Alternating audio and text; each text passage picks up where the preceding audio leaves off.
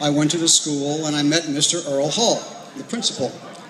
I introduced myself, and he asked me who I was and why I was at the school. I told him I was going to be a senior, and he said, okay, fine. I asked him if we could do something to help the school. And he said, well, we need a mascot. We don't have a name for the school. Would you like to figure out a name for the school? Can you get some kids together and talk it over? So I told Mr. Hall I'd get some kids together and we'd talk it over. And I did. I got Tony Buchert, Grease.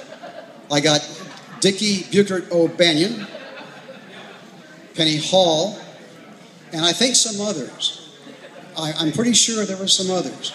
At any rate, so we sat around for a day or two talking about what would we... Jill, were you part of this?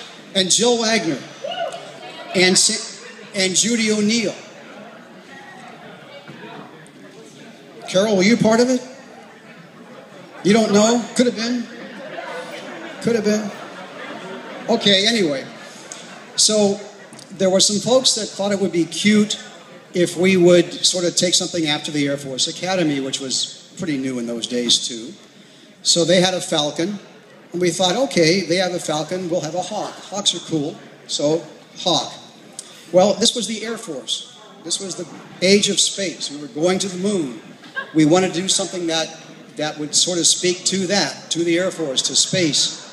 Well, what goes into space besides monkeys? Rockets. Rockets go into space. All right, so maybe we have a hawk sitting on top of a rocket. All right, that's cool. And then we had that thing. So then after we had a rocket and a hawk, well, what are we going to call it? Well, it could have been a hawk row.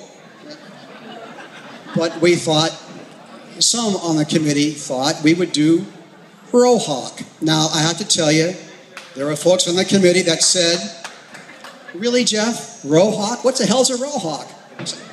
So, but we talked about it, and we figured that, first of all, nobody would ever duplicate that name anywhere on the planet. That was number one. Number two, we figured that after X number of years of ridicule, people would get used to it, and it would no longer be as strange as it was that day. So we agreed. I went back to see Mr. Hall, and he said, well, have you kids decided? I said, yes, sir. Well, what's it going to be? I said, it's going to be a Rohawk. He said, what the hell's a Rohawk? And so I went through the whole thing again. And then he said, all right, I'll go see Mr. Hearn, who was the superintendent.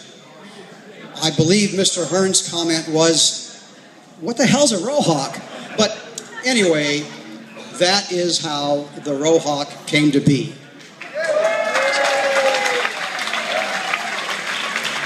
So those folks that were part of that committee, please stand up.